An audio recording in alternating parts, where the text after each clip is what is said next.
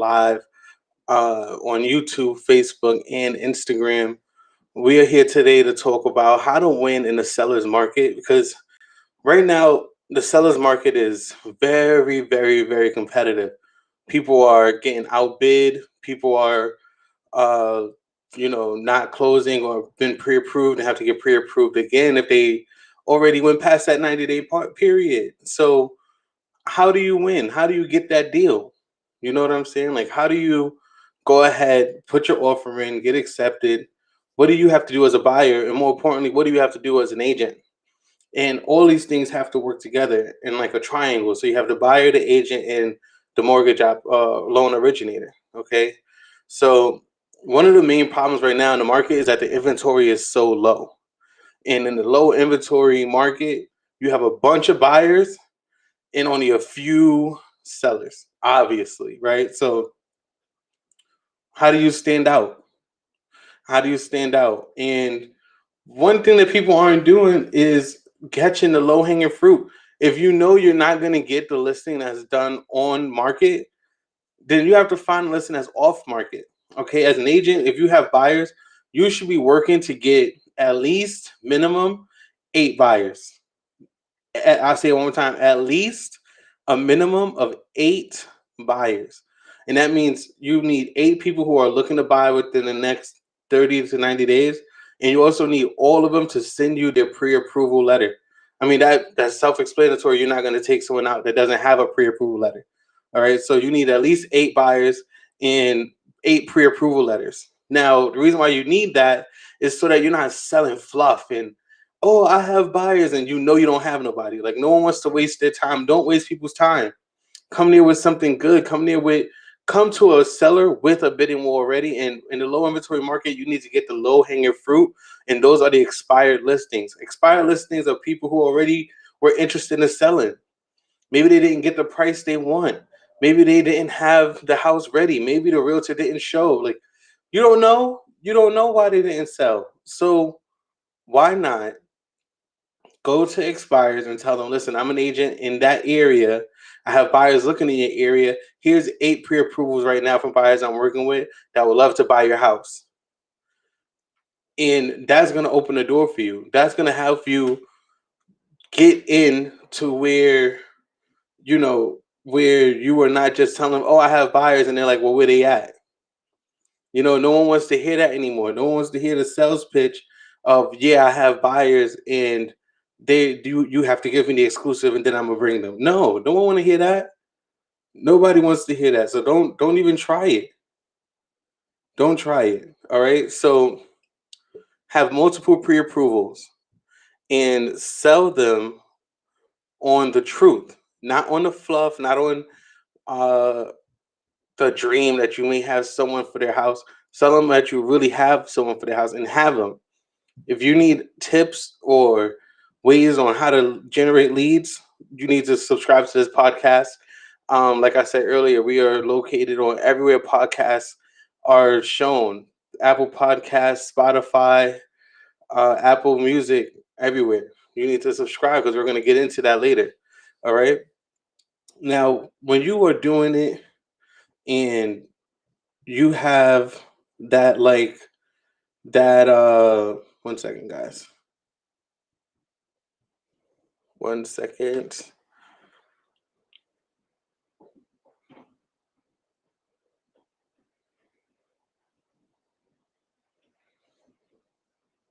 Hold on.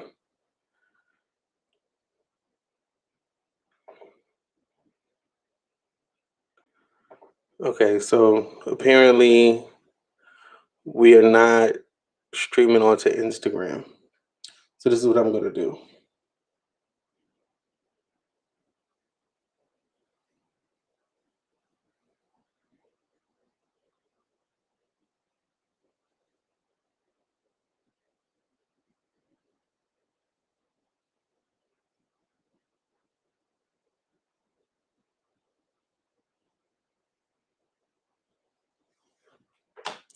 I'm sorry for the pause.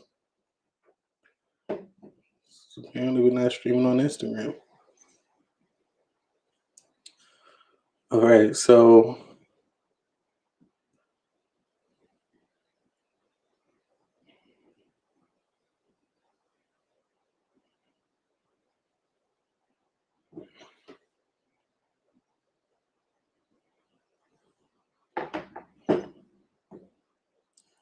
All right. So apparently we're not streaming on Instagram from my camera. So we're gonna just stream there from here. All right. Cool. So as I was saying, in a low inventory market, you need to be having a real like wholesaler approach. Like be a wholesaler in this market. Because if you have your buyers, your job is to find them a house. It's not just to scroll the MLS and just show them whatever comes available. You should be someone that already has off-market properties to show your buyers. And if you don't have them, get them. Like tell your buyers, sorry, tell your sellers that that's an option when they list with you. It's an option that hey, we have off market deals. And when you're talking to your seller, you should tell them like, yo, if you don't want to list it on the market, that's cool. I have buyers and we don't have to go that route and have 100 people coming through your house. Okay. You don't always have to get the listing, get the listing, get the listing. If you just have a fee agreement, then that's really all you need. As long as you're going to get paid, like that's all that really matters. So that's why you need to have your fee agreement first, okay, and have a wholesaler's approach. So you could also go into it and assign the contract to your own buyers. Wholesaling is not an illegal thing. So you need to go to them, tell them you have a cash buyer. Maybe you do have some cash buyers. Maybe you do have some investors. And then all the ones that you can't get to a cash buyer, give it to an end user. Use a 203K loan. We're going to get into that in a little bit too, on how to use the 203K loan to buy above asking. Okay. So don't be afraid to get creative. Off market deals are what's going to help you survive in this seller's market. Off market deals are what's going to open the door for you. The off market deals are what's going to have your buyer at ease, knowing that there's not that much competition and they're getting the same perks and the same reasons why investors don't buy stuff that's on the market.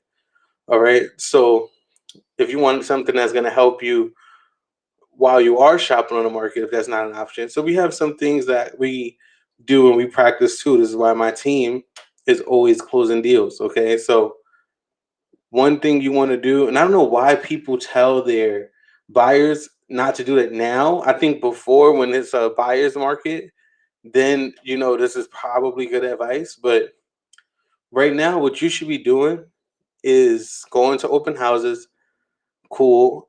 But more important than that is trying to get your buyer in front of the seller. And I know that is sticky, okay, because agents don't want you to, mingle with the owner. You're not exactly trying to steal the seller, but you're just trying to get the seller to see you and put a face to the offer.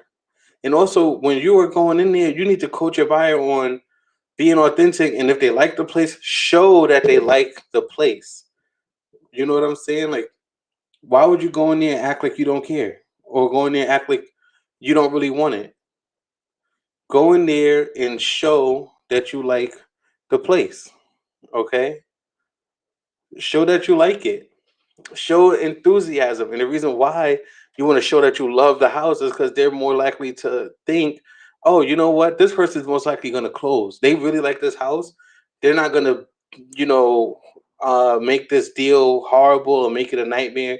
They're going to take it. They're not going to waste my time. So show that if you like it, show that you like it. And that's going to help them say, you know what? I remember that guy. He actually really did like this house.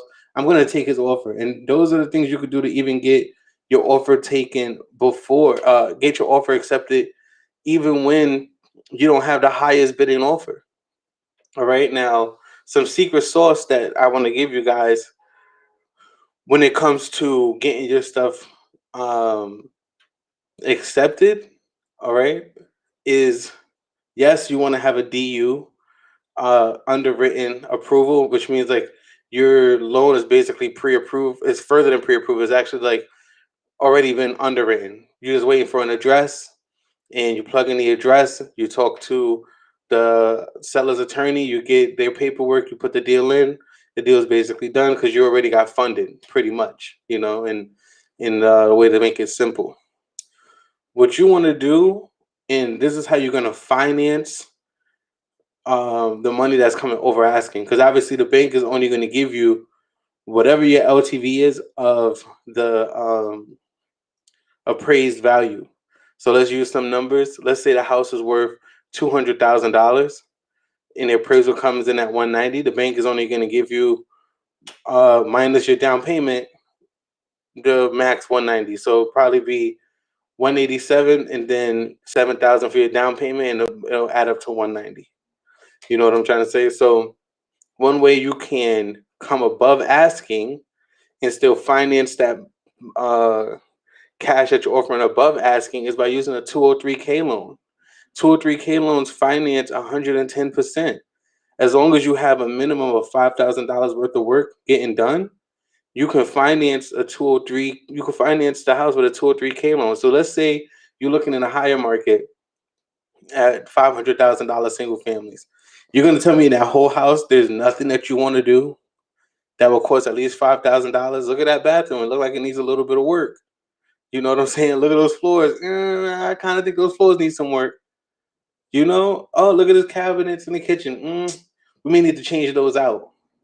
And it doesn't have to be 10% or $100,000 renovation. You just need a little bit of money, and then you can take that and also put it in the 203K loan, and you can get 110% worth of financing.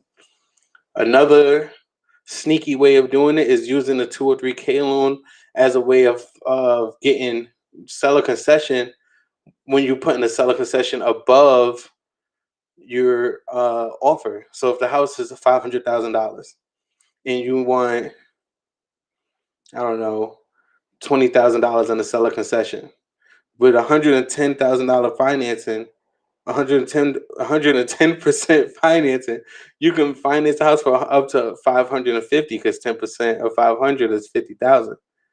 So you can basically borrow the money and put it on top, and still the seller will still get their 500, and you're still financing their concession as you would if you were to go under asking. You know, like, you got to get creative out here, man. Like, you need to make it a win-win. That should have been the name of this video. Is making it a win-win situation for your buyer, the seller, and yourself. Okay, if you can get the listing and get the buyer, cool. You know, like, that should be your goal in every deal anyway. Like, that should be your goal on every deal anyway, to get paid that 4%, 5%. Some people even know how to set up to get 6% commission. That should be your goal anyway. It shouldn't just be to list it, throw it on MLS, and slap a lockbox on it, and wait till somebody else to bring a buyer. You know, like, that's not where we are anymore. You have to get more creative in this market if you want to continue to do a lot of deals, and also continue to serve your buyers really well, because you shouldn't go and tell your buyer from the jump, hey, it's a seller's market, so either you're gonna come above asking or don't come at all. Whoa, there are still people out here getting deals. There are still people out here finding deals. So you should be finding the deals also.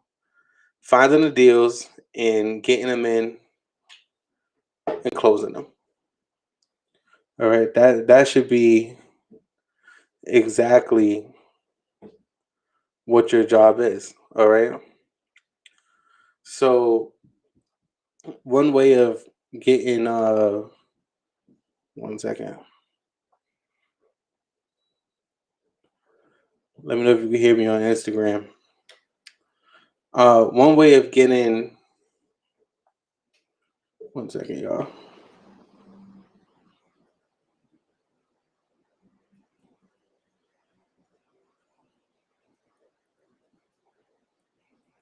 Cool. So yeah, like, you got to get creative. You have to get creative, and you have to know exactly what you're trying to do and execute it.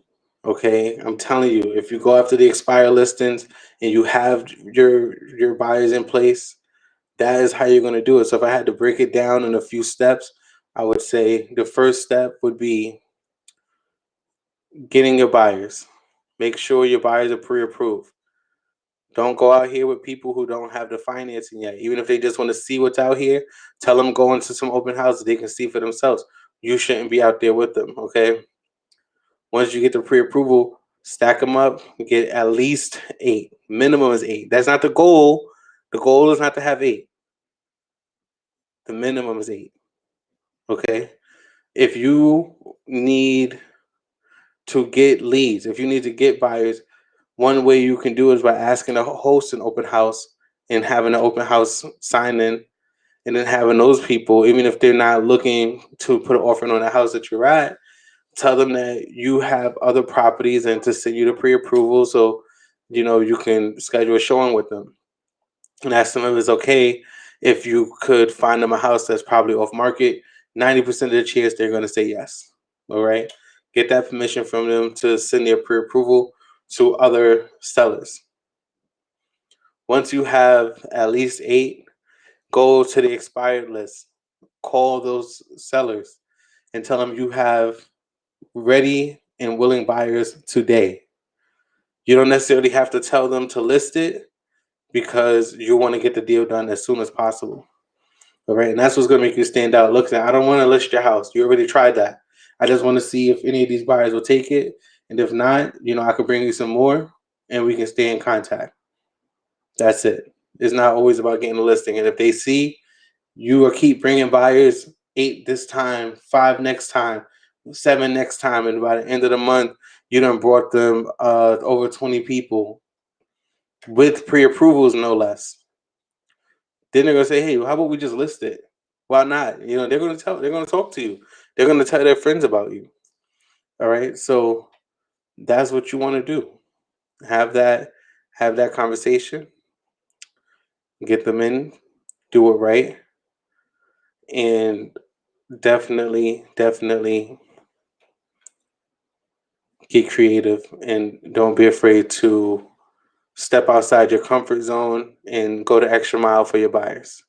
All right. And I guarantee you will close more deals that way in this highly competitive market. I guarantee it. That'll be all for now. Remember to check us out on Apple Music, Apple Podcasts, Spotify. We're actually streaming live right now on YouTube. So you can catch this video on YouTube and as well as Facebook. All right. This is Akeem Highland, the quarterback agent, and you've been listening to Real Estate Jocks. Have a good night. Thank you.